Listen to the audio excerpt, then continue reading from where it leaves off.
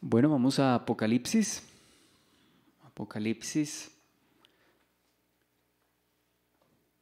Ya estábamos terminando nosotros, o hemos terminado el capítulo 19, que principalmente, pues decíamos, habla de la cena de las bodas del Cordero, la segunda venida del Señor Jesucristo y pues el evento de Armagedón.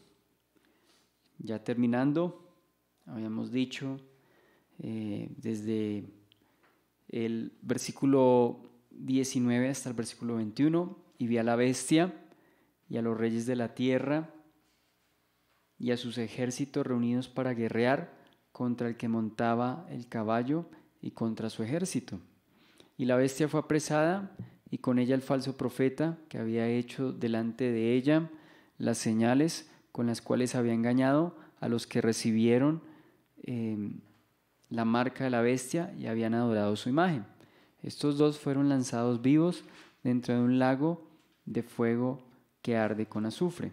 Y los demás fueron muertos con la espada que sale, dice, de su boca, de la boca, del que montaba el caballo, y todas las aves se saciaron de las carnes de ellos. Entonces habíamos dicho que de este pasaje principalmente nosotros veíamos dos cosas. Primero, que la bestia y el falso profeta pasan directamente a su lugar de condenación final, al lago de fuego y azufre. Y en segundo lugar, que los enemigos del Señor, los seres humanos que se rebelaron y se juntaron a una en Armagedón, pues son destruidos, son muertos. ¿Cuál es la diferencia de la condenación de la bestia y el falso profeta con la muerte de los seres humanos que se levantan contra Dios? Pues que ellos mueren, pero después son resucitados otra vez, o más bien son resucitados, no otra vez, sino son resucitados para ser lanzados también al lago que arde con fuego y azufre. Es decir, les espera el juicio y la condenación. Bueno, aquí estamos hablando de la derrota anunciada, ¿no? Porque lo anterior, lo que acabamos de leer, cumple lo que decía Apocalipsis 17, del 12 al 14. Dice que esos reyes que actuaron en su momento en conjunto con la Gran Babilonia, dice que le entregarán su poder a la bestia, su lealtad a la bestia, y pues dice que tienen un mismo propósito, y es pelear contra el Señor. Dice, pelearán contra el Cordero, pero el Cordero los vencerá, porque Él es Señor de señores, y porque Él es Rey de reyes. Entonces esto es el cumplimiento de la profecía, lo que estamos viendo en el capítulo 19, que el Cordero ha vencido a estos rebeldes, ¿no? Y luego habla de que la bestia fue apresada y el falso profeta. Dice que son lanzados vivos al lago que arde con fuego y azufre. Entonces, tanto a la bestia, que habíamos dicho que representa el poder político, militar, y de una u otra forma religioso, porque la bestia es adorada, o sea que también tiene poder religioso. Y el falso profeta, que pues también tiene poder religioso, pues también tiene esa influencia espiritual sobre las personas. Dice que ellos son lanzados vivos, ¿no? Son los primeros en ser arrojados a ese lugar, al lago que arde con fuego y azufre. Ellos, como habíamos dicho, inauguran el lago que arde con fuego y azufre. Cuando habla de que son lanzados vivos, entonces también decimos que refutamos la falsa doctrina del aniquilacionismo. El aniquilacionismo, habíamos dicho que es esa doctrina que sostiene que cuando los impíos mueren, dejan de existir. Bueno, el aniquilacionismo es que cesa toda existencia y toda conciencia. Por consiguiente, los testigos de Jehová, que son quienes afirman ello, dicen que si una persona muere sin Dios o muere sin ser creyente, dicen que esta persona cesa de existir y cesa de ser consciente de quién es Él y de su existencia, por consiguiente. Sin embargo, de acuerdo a lo que estamos leyendo, dice Apocalipsis 20:10, como veremos más adelante, dice que serán atormentados día y noche por los siglos de los siglos. O sea que van a experimentar un tormento consciente y no cesan de existir. Siguen existiendo en plena conciencia de su condenación, día y noche. Y también habíamos hablado del lago que arde con fuego y azufre. Ya habíamos visto la primera referencia a este lago. Apocalipsis 14, del 9 al 11, dice que el humo de su tormento sube por los siglos de los siglos. Es una referencia, de acuerdo a lo que estamos viendo acá, al lago que arde con fuego y azufre. Entonces, decíamos que este es un lugar de tormento eterno y también consciente. Habíamos mencionado también que este lugar pues es al cual finalmente tanto los demonios como Satanás y como los seres humanos revelados irán. Es a este lugar. Las características pues ya las hemos descrito. Hacíamos una diferencia del lago que arde con fuego de azufre del Hades, el Hades o Seol, que a la fecha es un lugar de tormento a donde van los impíos. Van a ese lugar y, como ya habíamos visto en Lucas 16 del 22 al 28, es un lugar de tormento consciente. De hecho, el Señor en esa historia no menciona que sea una parábola, sino que da incluso nombres, da el nombre de Lázaro. Entonces no estaría haciendo referencia a una parábola, sino a un hecho real. Tanto será la conciencia de este hombre que, estando en tormentos, sostiene o entabla una conversación con el padre Abraham. Entonces es un lugar de consciente tormento, e incluso esa persona tiene conciencia de lo que vive en la tierra y de sus familiares. Entonces el lugar actual es el Hades, pero dice la Biblia, menciona que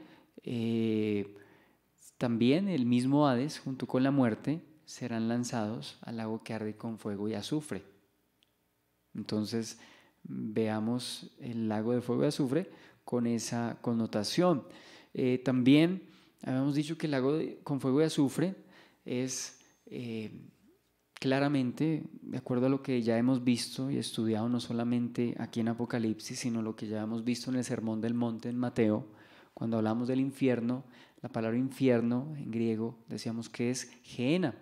Y la Gehenna es un término que traduce el valle de Hinnom, el valle de Tofet, que era el lugar donde antiguamente los israelitas, los reyes malvados, los reyes de Judá, que fueron malos, ofrecían incluso a sus hijos en sacrificio, como el rey Manasés.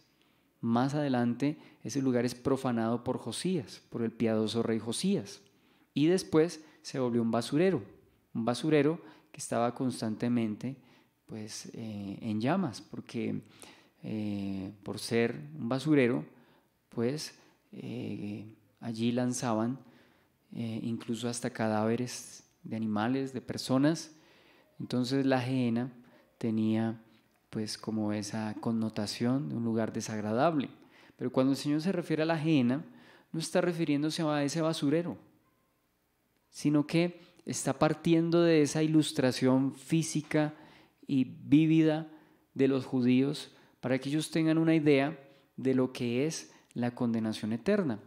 Y decíamos que el Señor, al referirse a ese lugar, decía donde el gusano nunca muere y el fuego nunca se apaga. Eso concordaría entonces con el concepto del lago que arde con fuego y azufre, que es la muerte segunda.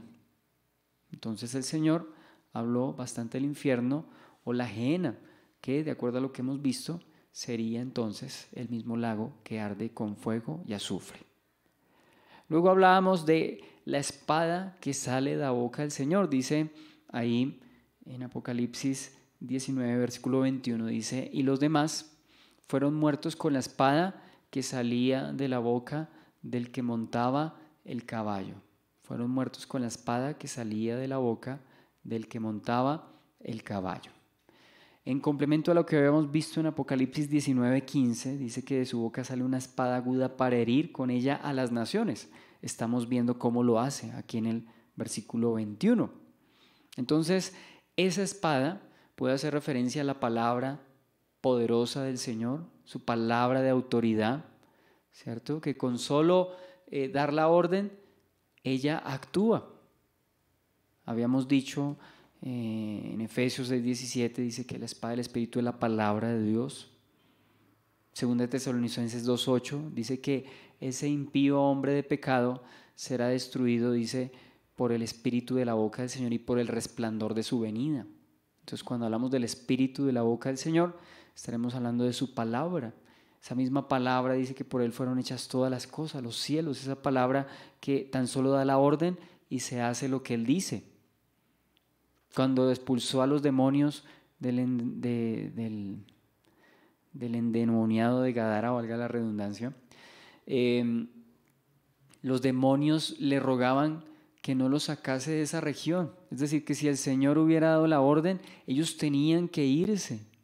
Ellos hubieran tenido que obedecer, porque aunque sean demonios, aunque desafíen a Dios, se rebelen contra Dios, no tienen la autoridad que el Señor tiene. Entonces, dése cuenta esa palabra poderosa del Señor, esa misma palabra que le dijo Lázaro, sal fuera, esa palabra que tuvo poder para dar vida. Entonces esa palabra aquí, la palabra autoridad del Señor, tiene poder y autoridad para destruir a los impíos. También hablábamos de la espada que sale de su boca en Apocalipsis 1:16 y en Apocalipsis capítulo 2, versículo 12 al 16. Esa palabra dice, Apocalipsis 2:16, dice que si no se arrepentían en la iglesia a la cual el Señor estaba pues escribiendo en ese momento, ¿cuál iglesia era? La iglesia de Pérgamo. Dice, por tanto, arrepiéntete, pues si no vendré a ti pronto y pelearé contra ellos con la espada de mi boca. Es decir, su palabra de autoridad para traer juicio, para destruir a los impíos. Entonces, de acuerdo con lo que estamos leyendo, también decíamos que los detalles de la destrucción de los ejércitos rebeldes probablemente también se describen en Zacarías. Es decir, cómo el Señor en Armagedón destruye a estos impíos. Lo habíamos notado, lo habíamos visto en el libro de Zacarías, capítulo 14, solamente lo cito. Zacarías 14, versículo 12 al 13, dice entonces, Zacarías 12,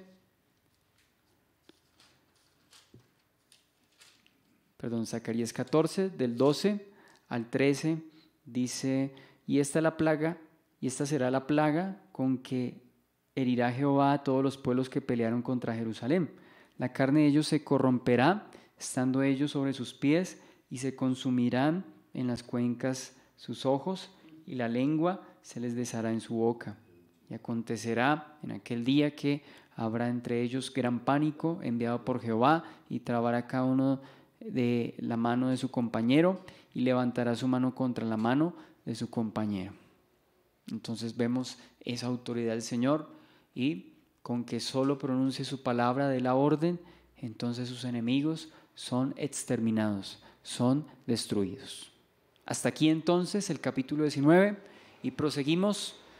Habíamos dejado listo nuestro bosquejo hace 8 días para comenzar a desplazarnos por el capítulo 20. Y el capítulo 20, como tema, lo colocamos el milenio, la condenación del dragón y el juicio final. El milenio, la condenación del dragón y el juicio final. Este título entonces incluye 3 eventos. Entonces, luego del Armagedón, hemos dicho que incluso que incluyó la condenación de la bestia y la destrucción de los impíos. Ahora, entonces, el Señor va a finiquitar su plan y su propósito en los actuales cielos y tierra. O sea, antes de que todas estas cosas sean destruidas del todo y vengan los nuevos cielos y la nueva tierra, tiene que suceder lo que vemos en el capítulo 20 o lo que veremos en el capítulo 20. Antes de entrar al estado eterno, entonces vamos a ver cómo el Señor cumplirá muchas de las profecías hechas a los profetas, al pueblo de Israel. Vamos entonces a considerarlo. Habíamos dividido el capítulo 20 en 4 partes antes de empezar a tomarlas. La primera parte, el dragón atado y llevado al abismo, versículos 1 al versículo 3. Es con lo que comenzaremos a hablar. Segundo, el milenio, versículos 4 al versículo 6. Tercero, hablábamos de la rebelión final y la condenación del dragón, versículos 7 al versículo 10. Y cuarto, el juicio del gran trono blanco, versículos 11 al versículo 15.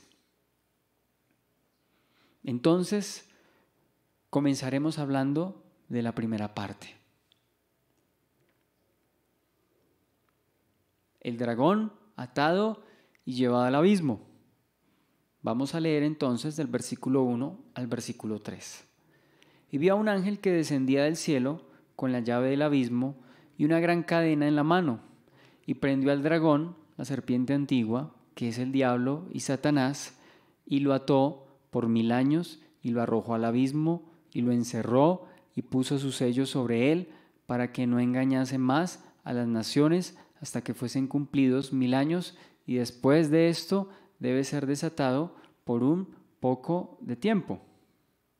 Hasta ahí entonces la lectura. Primeramente vemos y vamos a hablar de la llave del abismo y el abismo como tal. Dice que vi a un ángel que descendía del cielo con la llave del abismo y una gran cadena en su mano. Dice que prendió al dragón y lo arroja al abismo y lo encierra por un periodo de 1000 años. Entonces, luego de la condenación de la bestia y el falso profeta, entonces el dragón, como último adversario que en ese momento estaba desafiando, es apresado. No es enviado directamente al lago que arde con fuego y azufre. ¿Por qué? Lo veremos más adelante. Pero podemos entender desde ya que es parte del propósito de Dios, que el diablo aún no se ha enviado al lago que arde con fuego y azufre.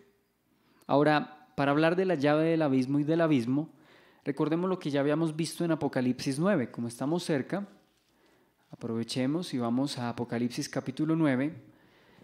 Cuando estamos en el capítulo 9, estábamos en el pleno desarrollo de los juicios de las trompetas.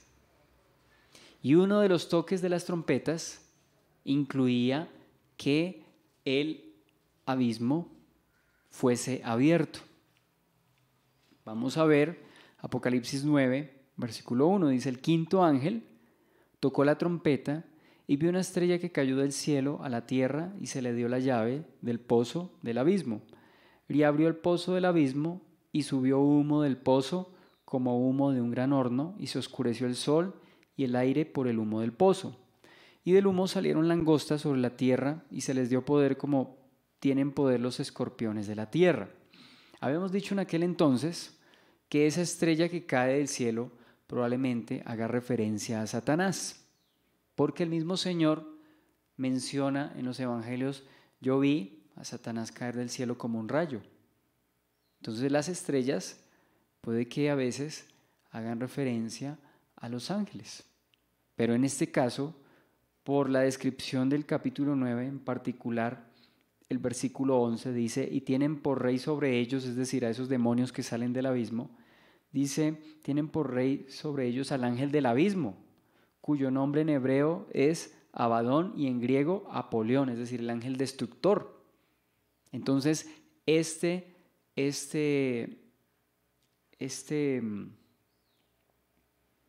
ángel puede referirse a Satanás. ¿Qué diferencias vemos del capítulo 9 al capítulo 20 donde estamos? Bueno, en el capítulo 9 al diablo se le había dado, si este es Satanás, entonces a Satanás se le había dado la llave para que él abriera el pozo del abismo y salieran esos demonios que venían a atormentar a los hombres. Pero en el capítulo 20, a Satanás no se le entrega ninguna llave. Se le entrega a un ángel de Dios, y aquí sí hacemos referencia a un ángel de Dios. ¿Sí ve la diferencia? Entonces, en este caso es un ángel que descendía al cielo con la llave del abismo. Ese mismo abismo que ya habíamos visto en el capítulo 9. Dice, hay una gran cadena en la mano, y prendió al dragón, la serpiente antigua, que es el diablo y Satanás, y lo ató por 1000 años. Pero antes de seguir, vamos a hablar un poco más de ese abismo. El abismo, entonces, de acuerdo a lo que ya habíamos visto cuando estábamos en el capítulo 9, decíamos que es el lugar donde los espíritus inmundos, los demonios, son confinados y no pueden interferir en los asuntos terrenales, en los asuntos de la tierra, a no ser que sean sacados de ese lugar. Pasajes que nos dan luz al respecto de ese lugar, por ejemplo, los encontramos en Lucas capítulo 8, versículo 30 al versículo 31. Lucas capítulo 8, versículo 30 al versículo 31.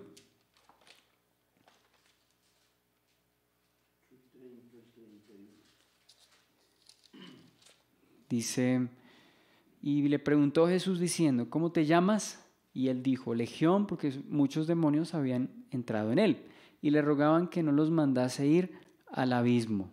Y había allí un hato de muchos cerdos que pasían en el monte, y le rogaron que los dejase entrar en ellos, y les dio permiso. ¿Por qué no querían ir al abismo? De acuerdo a lo que estamos viendo, es el lugar donde realmente quedan confinados y no pueden salir de ese lugar, a no ser que por disposición divina sean sacados, así como ocurrió con los demonios, de la trompeta que se tocó, la trompeta número 5. O si no, ellos no hubiesen podido salir. También hay otros pasajes que nos hablan de esos ángeles que no guardaron su dignidad y que fueron pues colocados en el abismo, fueron enviados al abismo, y dice que están reservados para el castigo y la condenación definitiva. Entonces, estos ángeles, podemos ver, por ejemplo, en Judas, versículo 6 dice, y los ángeles que no guardaron su dignidad, sino que abandonaron su propia morada, los ha guardado bajo oscuridad, en prisiones eternas, para el juicio del gran día. Estos ángeles, entonces, se refiere a aquellos que se rebelaron con Satanás y fueron despojados o fueron expulsados del cielo, de lo cual hablaremos un poco, si Dios lo permite, más adelante. Es decir, hoy mismo, pero más adelante hablaremos de ello cuando hablemos de el dragón, algunos detalles del dragón. Entonces vemos cómo estos ángeles no guardaron su dignidad y fueron, dice, echados o colocados en prisiones eternas. Se está refiriendo entonces a esos ángeles, y probablemente de estos son los que vemos en Apocalipsis 9, cuando son sacados de ese abismo y atormentan a los seres humanos no arrepentidos. Entonces ahí vemos estos ángeles encerrados, ¿no? Entonces está claro que es el abismo, es como una cárcel donde son confinados los demonios para que no actúen. Y en este caso, el propio Satanás, el antiguo querubín protector, que ahora pues vemos claramente revelado, dice que él es colocado en ese lugar. Entonces, ese es el abismo. Y la llave del abismo, entonces, pues es la autoridad, la potestad que el Señor da para que alguien lo pueda abrir, pero todo bajo el control, bajo el dominio, bajo el gobierno y bajo el plan de Dios. ¿En algún momento Satanás tenía la llave del abismo? Sí. De acuerdo a lo que vemos en Apocalipsis capítulo 9, sí. Pero en este caso ya no lo tiene. Le llegó el momento de ser confinado y de ser encerrado en ese lugar. Y de esa manera entonces, como ya leímos, no va a engañar más a las naciones. Va a ser completamente erradicada su influencia. ¿Bien? Y ahora sí hablemos en particular del dragón que aquí claramente se está identificando. Dice, y prendió al dragón, la serpiente antigua que es diablo y Satanás. O sea que no nos queda ninguna duda que este es el diablo y Satanás, que a lo largo de la escritura es mencionado en algunas ocasiones, en el Antiguo y en el Nuevo Testamento. Recordemos los títulos, o bueno, los nombres de Satanás. El primero, vemos aquí, la serpiente antigua, ya hablaremos de ello. Luego dice diablo. ¿Qué significa diablo? Diablo significa calumniador o acusador. De hecho, esa palabra, la raíz de esa palabra se utiliza, por ejemplo, en Tito, creo que en Tito, cuando se refiere que las mujeres no deben ser calumniadoras. Las ancianas no deben ser calumniadoras, es decir, que no levanten acusaciones discriminadas y no bien infundadas contra los demás. Entonces, esa raíz es diabolos, o sea que las mujeres no deben portarse como el diablo, o sea, calumniando y acusando, porque así fue como Satanás se presentó varias veces. Y vamos a recordar esa característica de Satanás como el acusador. Entonces, si vamos a Job, por ejemplo, Job capítulo 1, versículo, vamos a leerlo, Job capítulo 1, versículo 8, desde el 8 vamos a leer para el contexto. Dice, y Jehová dijo a Satanás, ¿no has considerado a mi siervo Job, que no hay otro como él en la tierra, varón perfecto y recto, temeroso de Dios y apartado del mal? Respondiendo Satanás a Jehová dijo, ¿acaso teme Job a Dios de balde? ¿No le has cercado alrededor de él y a su casa y a todo lo que tiene? Al trabajo de sus manos has dado bendición, por tanto sus bienes han aumentado sobre la tierra. Pero extiende ahora tu mano y toca todo lo que tiene y verás si no blasfema contra ti en tu misma presencia. ¿Qué está diciendo entonces Satanás? Pues es que Job le va bien porque pues Dios está protegiéndolo y lo prospera. Pero si Dios quita la protección de él, dése cuenta cómo es que va a empezar a blasfemar. O sea, la demora es que le quite todas las cosas y Job empezará a blasfemar. Entonces Satanás estaba acusando a Job de que era una persona que solamente estaba bien con Dios porque en todo le iba bien. Y el Señor le mostró lo contrario finalmente, ¿no? Otro pasaje donde vemos acusando es Zacarías capítulo 3 versículo 1, cuando dice que el sumo sacerdote Josué estaba con vestiduras viles y Satanás estaba ahí a su lado para acusarlo. El adversario estaba para acusarlo. Entonces vemos cómo el diablo pues se estaba allí levantando argumentos contra, en ese caso, Josué. Y en Apocalipsis capítulo 12, versículo 10, luego de que el dragón es despedido, lanzado, derrotado y expulsado del cielo, pues dice una voz, gozaos y alegraos, dice, porque ha sido expulsado el acusador de los hermanos y ellos le han vencido por la sangre del cordero. Es decir, legalmente los hijos de Dios han vencido a Satanás, o sea, Satanás ya no tiene ningún sustento legal para acusar a los hermanos, porque Cristo fue el sacrificio de expiación que llevó la culpa de aquellos que creen y confían en Él. Entonces estamos viendo al Señor pues defendiendo a su pueblo.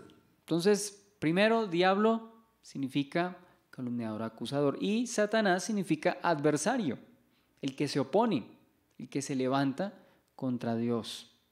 Entonces, respecto al origen y condición de Satanás, hemos visto pasajes alusivos como Isaías capítulo 14 del 12 al 15, muchos eruditos, y pues no solo por los eruditos, más allá de eso, por la evidencia que tenemos en la Escritura y la manera como se describe en estos pasajes a ese personaje, pues lo más probable es que se refiera a Satanás. Ahí vemos el origen de Satanás. Isaías 14, del 12 al 15, dice: ¿Cómo caíste del cielo, oh lucero, hijo de la mañana? Cortado fuiste por tierra, tú que debilitabas a las naciones. Tú que decías en tu corazón: subiré al cielo, en lo alto, junto a las estrellas de Dios, levantaré mi trono, y en el monte del testimonio me sentaré a los lados del norte. Sobre las alturas de las nubes subiré, y seré semejante al Altísimo. Mas tú, derribado eres hasta el Seol, a los lados del abismo. Entonces aquí estamos viendo la caída de Satanás, el desafío de Satanás a Dios, queriendo ser como Dios. Pero dice que es derribado hasta el Seol, hasta el Hades. Y entonces dice a los lados del abismo. Y el acusador es el...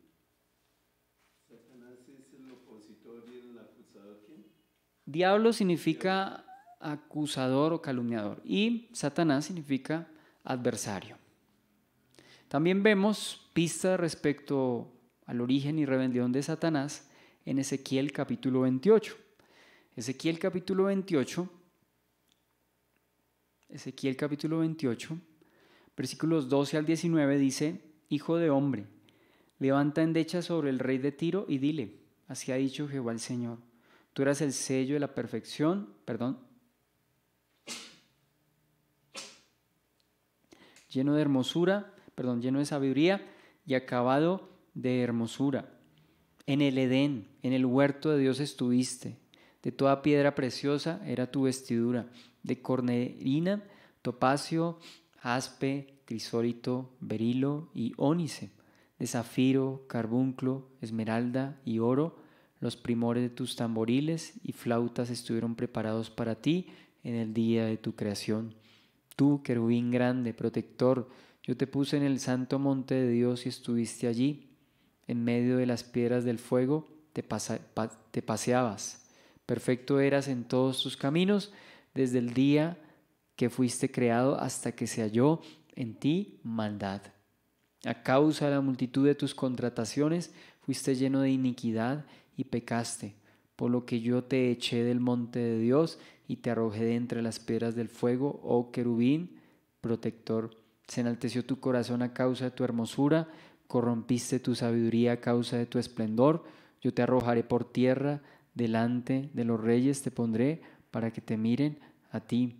Con la multitud de tus maldades y con la iniquidad de tus contrataciones profanaste tu santuario. Yo, pues, saqué fuego de en medio de ti, el cual te consumió, y te puse en ceniza sobre la tierra a los ojos de todos los que te miran.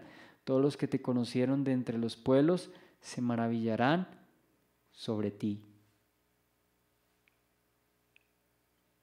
Luego dice ahí: espanto serás y para siempre dejarás de ser. Entonces ahí vemos el origen y la rebelión de Satanás. El origen y la rebelión de Satanás. Según lo que estamos viendo acá, dice que estuvo en el Edén. De toda piedra preciosa era tu vestidura. O sea, parece que Satanás se rebeló para el tiempo en que ya estaba el Edén, parece. O sea, no estoy dando un veredicto final, pero por lo que estamos leyendo allí, parece que una vez Satanás fue expulsado, entonces aparece en el Edén en forma de serpiente y engañando. Entonces parece que son eventos que corresponden a ese momento, ¿no? En ese tiempo. Bueno, yo digo tiempo, ya estaba el tiempo contándose. A partir de la creación, entonces, ya se está contando el tiempo. Y vemos que la rebelión de Satanás entonces apunta para aquel entonces. Vimos el origen y la rebelión de Satanás. Y a partir de ese momento entonces, después de la caída, porque luego de ver su origen, entonces arrastró y engañó a Eva. Arrastró y engañó a Eva. De eso pues ya hablaremos a continuación. Por ahora entonces decimos que una vez Satanás cae y una vez el pecado entra en el mundo, entonces Satanás viene a ser, por el permiso del soberano Dios, el príncipe de este mundo, el Dios de este siglo. Pasajes que respaldan lo que estamos diciendo. Alguna vez nosotros ya habíamos visto esto, pero lo estamos retomando. Entonces, Satanás a partir de ese momento viene a ser el príncipe de este mundo. Lucas capítulo 4, versículo 6, cuando el Señor, Lucas 4, 6, cuando el Señor es tentado, Satanás le dice, a mí me han sido dadas todos estos reinos, me han sido dados estos reinos, y a quien yo quiero los doy.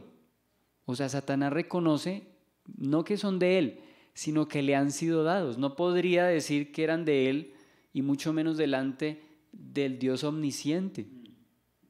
Entonces el Señor le hubiese refutado, pero el Señor no le refutó. O sea que Satanás estaba hablando algo que era cierto, irónicamente, ¿no? Porque es el padre de mentira, pero estaba diciendo en ese momento la verdad.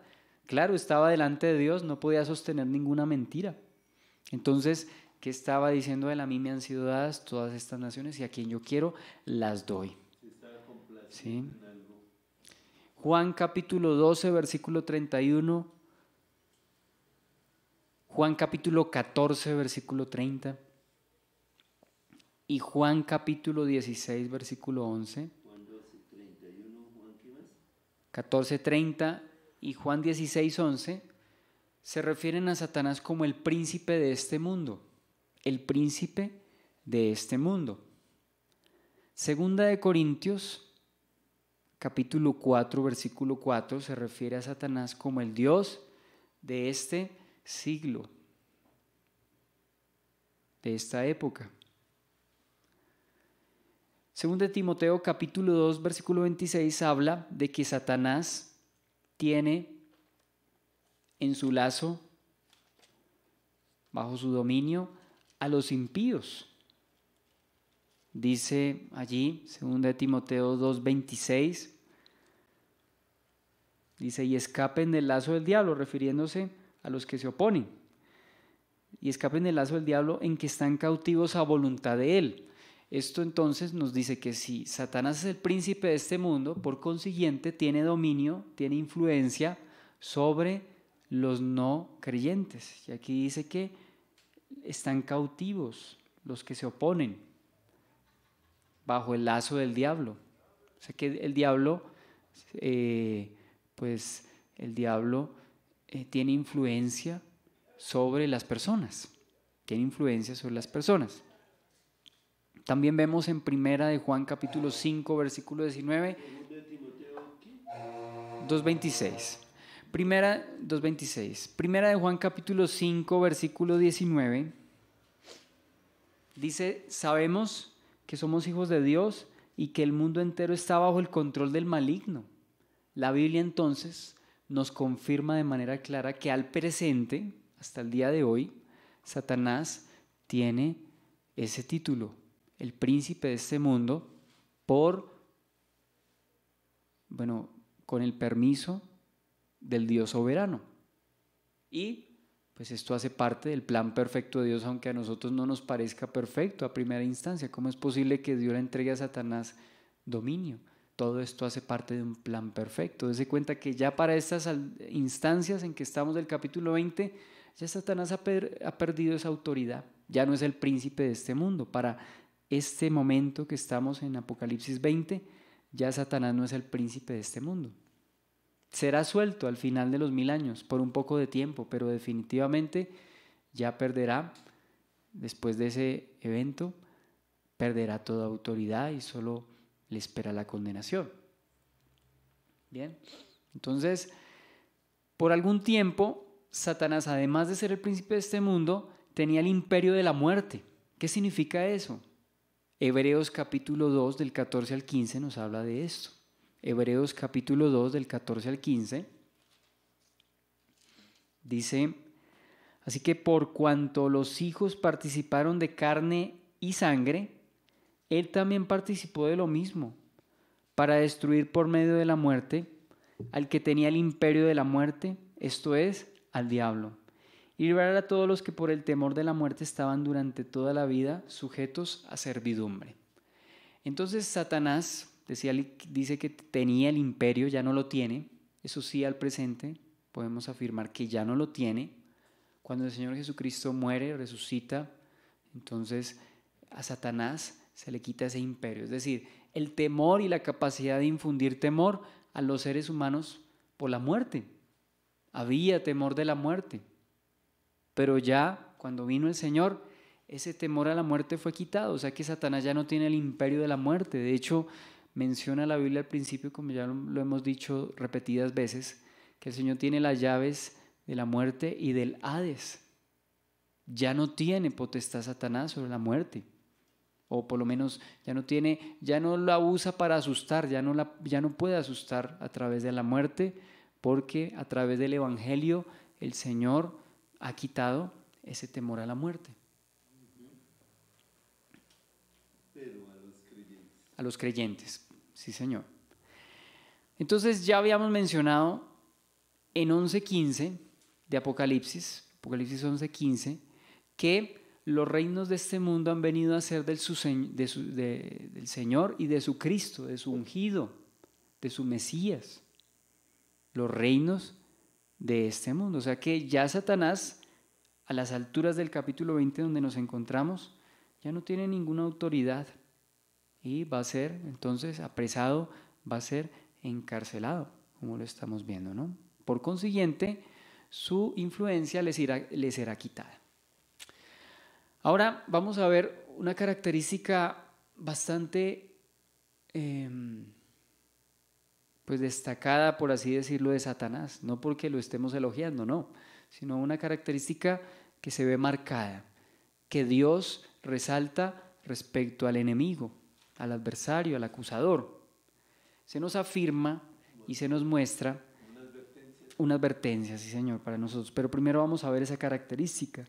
Apocalipsis capítulo 20, versículo 3 dice: y lo arrojó al abismo y lo encerró. Y esto contestaría la pregunta: ¿por qué Dios encierra a Satanás durante ese tiempo? Dice: para que no engañe más a las naciones. O sea que si Satanás no fuese encadenado y no fuese encerrado en el abismo, entonces engañaría a las naciones. Era necesario que Satanás fuese encarcelado, fuese apresado. ¿Y esto de qué nos habla respecto a Satanás? Su capacidad de engaño, su capacidad de persuasión. Satanás, desde el principio de la creación, vemos que tiene esa capacidad de engaño. ¿Cómo será su capacidad de engaño? A tal punto llega su capacidad de engaño, o a tal punto llegó esa capacidad de engaño, que pudo persuadir incluso a la primera mujer, estando en una condición de inocencia, porque no había pecado en ese momento. Entonces persuadió a la mujer estando ella en un estado de inocencia, y por consiguiente luego la mujer pues persuadió a Adán para que comiese. Eso no le quita responsabilidad a Adán. Por lo general la culpa se atribuye a Adán como cabeza, como varón que era, ¿no? Entonces podemos ver esa capacidad de engaño de Satanás, que no solamente está acá, ya lo hemos visto anteriormente, cómo reunió a las naciones, ¿sí? Ya habíamos visto en el capítulo 16, como en el capítulo 16 vemos en el versículo 16, y lo dice versículo 13, del capítulo 16 de Apocalipsis. Y vi salir de la boca del dragón y la boca de la bestia y la boca del falso profeta 3 espíritus inmundos a manera de ranas, pues son espíritus de demonios que hacen señales y van a los reyes de la tierra en todo el mundo para reunirlos. O sea que a través de sus engaños, de su maldad, de su persuasión, de sus demonios, va a persuadir a los reyes de la tierra. A pesar de que luego de los juicios, de los sellos y de las trompetas, e incluso de las copas, porque ahí estamos hablando de las copas de la ira, aún a pesar de que la humanidad ve cómo Dios soberanamente castiga a los impíos, aún Satanás tiene la osadía y de manera pues exitosa, tristemente lo digo, persuade a los seres humanos. Así será la capacidad de engaño de Satanás, que los reúne. O sea, la gente ve cómo Dios ejerce juicios con poder y nadie puede decirle que no lo haga. Y aún así Satanás va a persuadir a las naciones para que de manera insensata vayan contra Dios. Entonces vemos esa capacidad de engaño. Y vemos esa capacidad de engaño, perdón, sí señor. Satanás es un espíritu. Satanás sí es un espíritu, pero es un ser. O sea, tiene personalidad, tiene conciencia de su existencia. Por eso decimos que es un ser creado, ¿bien? Entonces, seguimos hablando y vemos en Génesis, todo Génesis capítulo 3, que dice que la serpiente era más astuta que todos los animales del huerto. Y estamos aquí hablando de la serpiente antigua, que es el mismo Satanás. Alguien dirá, bueno, ¿al fin qué? ¿Qué pasó con la serpiente? Parece que en ese momento se apareció de esa manera, como serpiente. Y las serpientes entonces, como algunos indican, no eran como ahora las conocemos. Parece que eran animales muy vistosos. Pero debido al juicio que el Señor, o al castigo, o a las consecuencias de la caída, pues Satanás, se dice de la serpiente que se arrastraría. Entonces, palabras más, palabras menos, Satanás estuvo en el huerto del Edén en forma de serpiente. Y de hecho las serpientes, no es que esté hablando mal de las serpientes como diciendo yo que son malas, ¿cierto? Son animales. Pero aún en la naturaleza de las serpientes y de las víboras, vemos también esa capacidad de engaño, ¿no? Porque esos animales, cuando se acercan a su presa, se acercan con sigilo, con mucha prudencia. Por eso el Señor dice, sean mansos como palomas, sean prudentes como serpientes. ¿Cómo son las serpientes? No se lanzan de manera repentina sobre sus presas. Primero se acercan de manera sigilosa, ¿cierto? Y eso habla también de esa capacidad de engaño de Satanás. Es un reflejo, una analogía del engaño de Satanás. Segunda de Timoteo capítulo 2 versículo 14 dice que la mujer fue engañada. Y recordemos la condición de Eva. Eva estaba en una condición de inocencia, no había pecado en el mundo, y tal sería entonces la persuasión de Satanás que arrastra a Eva a ese engaño. Entonces, ¿esto qué nos hace ver? Esa astucia y capacidad de engaño, ¿no? Por ejemplo, Primera de Crónicas capítulo 21 versículo 1, bajo la supervisión y bajo el permiso del Dios soberano, Primera de Crónicas 21:1, dice que Satanás incitó a que se hiciese un censo. Eso estaba prohibido, pero David incluso fue arrastrado a hacer un censo. Y detrás de eso estuvo Satanás. Pero por encima de las intenciones de Satanás, Dios soberanamente estaba bajo el control de todo, ¿no? Porque había de cumplir su plan.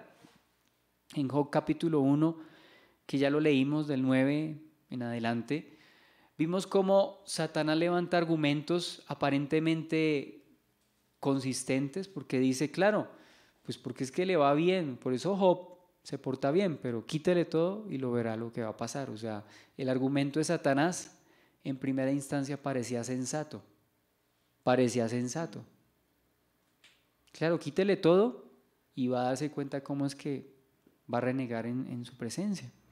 Entonces, un argumento astuto de Satanás. Sin embargo, el Señor conocía toda la escena y no es porque Dios hubiese puesto a dudar a Dios. Ay, ¿será que sí? Pues bueno, Satanás, hágale.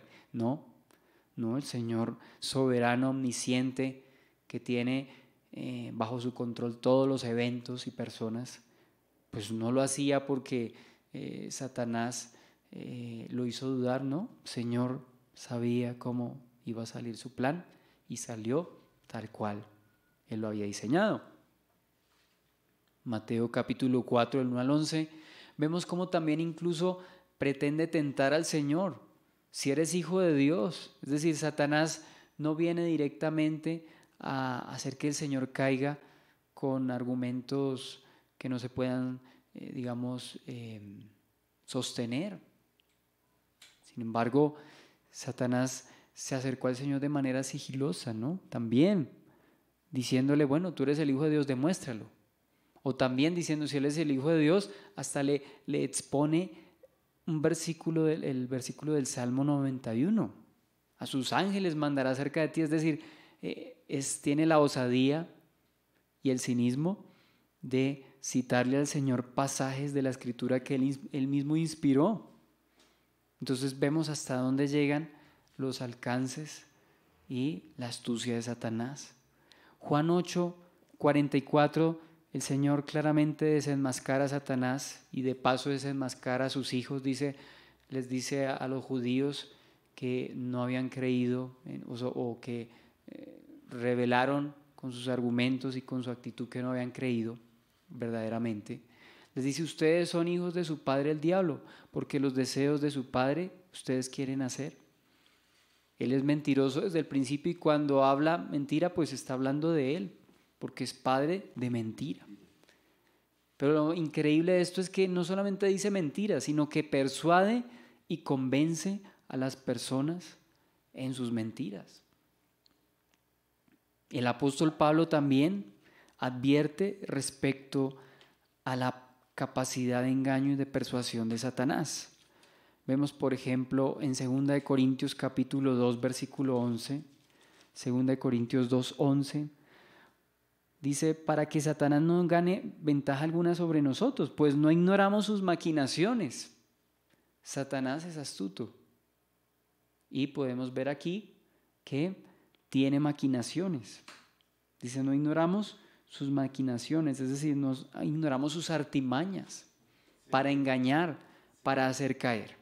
Se mete en las personas, ¿no? Se mete en las personas, sí, Señor. Dice la Biblia que Satanás entró en Judas. Claro, Judas ya le había dado lugar, ya había mostrado actitudes incorrectas, como por ejemplo el robar de la bolsa de las ofrendas.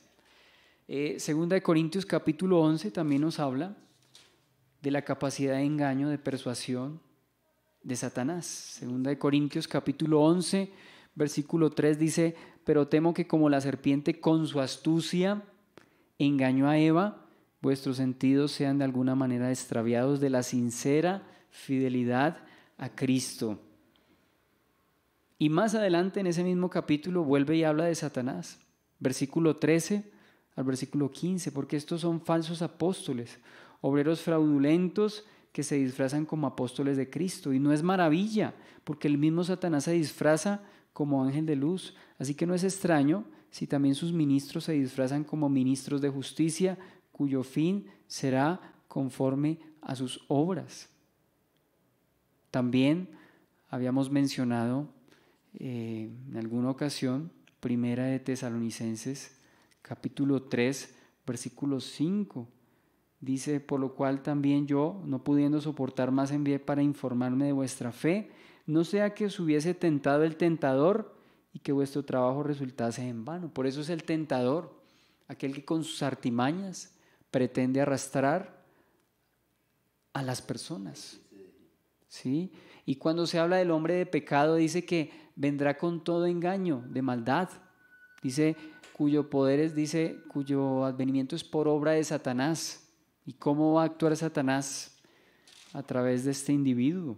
Dice 2 de Tesalonicenses capítulo 2, dice allí, en versículo 9, Segunda Tesalonicenses 2:9, inicuo cuyo advenimiento es por obra de Satanás con gran poder y señales y prodigios mentirosos y con todo engaño e iniquidad para los que se pierden, por cuanto no recibieron el amor de la verdad para ser salvos.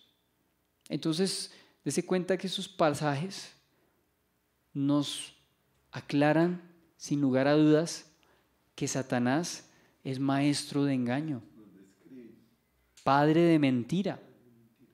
Por eso, y es hasta desconcertante como después de los 1000 años, las personas, a pesar de ver el gobierno perfecto del Mesías, aún así puedan ser convencidos por Satanás para rebelarse. Es increíble que el diablo no aparece en 1000 años, pero cuando aparece en un momentico engaña a muchos, a muchísimos, según lo que vamos a leer más adelante. Eso es una de las cosas que a mí me desconciertan, ¿no? Por la misericordia de Dios, también nosotros nos engañaría. Y nos ha engañado, sí, Señor, pero por la misericordia del Señor, el Señor no nos ha soltado, ¿no? Entonces, ¿cuál es ya podemos llegar a la conclusión del día de hoy? ¿Cuál es la advertencia para nosotros como creyentes? Pues que tal capacidad de engaño, ¿cierto? Nos debe hacer nos debe poner en una actitud de prevención, de estar alerta, de cuidado. Por eso la Biblia habla mucho de velar, guardar sus vestiduras, es decir, para que el enemigo no venga y en algún momento nos engañe como engañó a Eva. Y a esto vamos, volviendo al engaño de Satanás con Eva. Si engañó a Eva estando en una condición de inocencia, ¿cuánto más nosotros, estando en esta carne, en esta naturaleza humana que nos quiere arrastrar al pecado, con mayor razón tenemos que estar prevenidos, precavidos, ¿no? Entonces, ¿qué podemos hacer nosotros para enfrentarnos a esa capacidad excepcional de Satanás para engañar? Entonces, la comunión con Dios, el depender de Él, y otro aspecto que ahorita ya habíamos visto, el conocimiento de Él. Segunda de Tesalonicenses 2, versículo 10. Y con todo engaño e iniquidad para los que se pierden, por cuanto no recibieron el amor de la verdad para ser salvos. Sí, Señor, el que ya habíamos leído. Entonces, ¿para quién es ese engaño e iniquidad? Para los que no recibieron el amor de la verdad.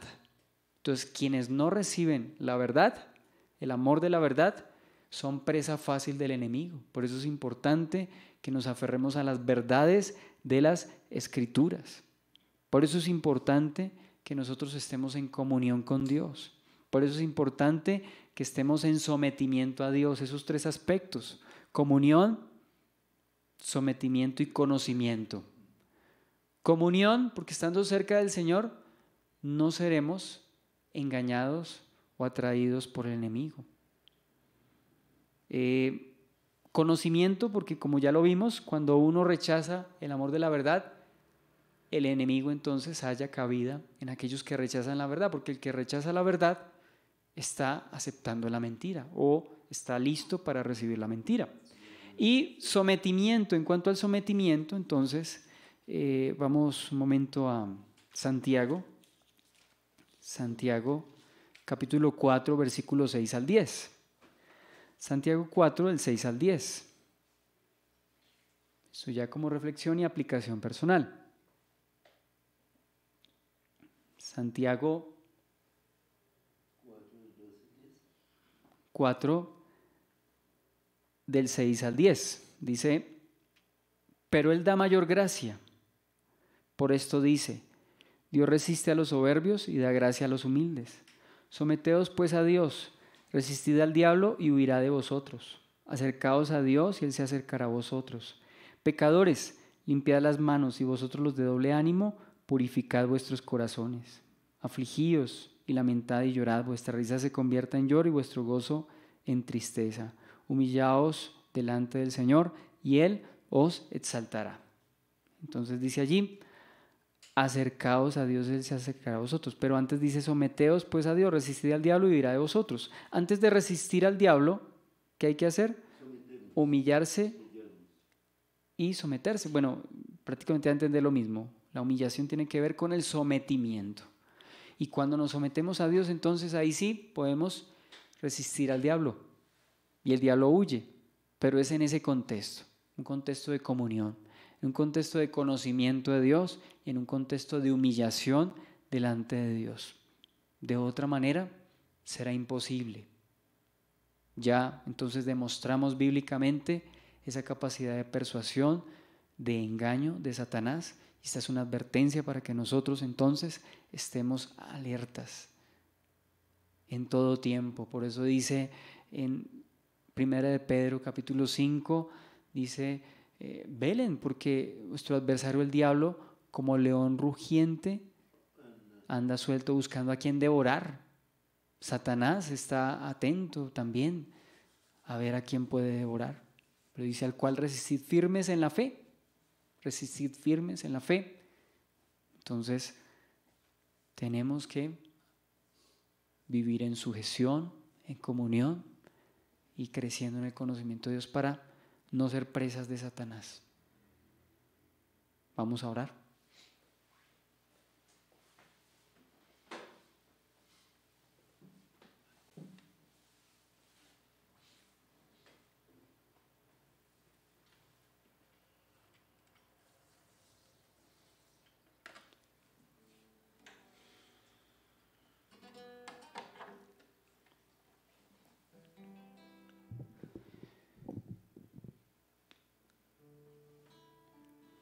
Señor, gracias por mostrarnos tu palabra, advertirnos, exhortarnos para que no seamos presas del enemigo. Señor, a través de Apocalipsis vemos esta bienaventuranza, la bienaventuranza de que Dios nos diga, tengan cuidado porque Satanás es padre de mentira.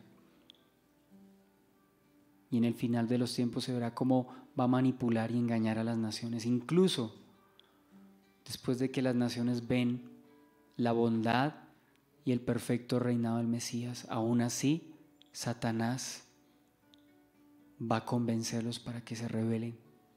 Señor, que ese no sea mi caso, Señor. Que yo no me deje engañar por Satanás, Señor. Que yo eche mano de lo que ya veíamos, la comunión contigo, el sometimiento a ti, Señor. El conocimiento de ti, Señor, para no caer en ese engaño, en esa mentira, Señor. Vuélvenos a ti, Señor. Acércanos a ti, Señor. Danos, Señor, el perseverar y vivir en esa libertad, Señor.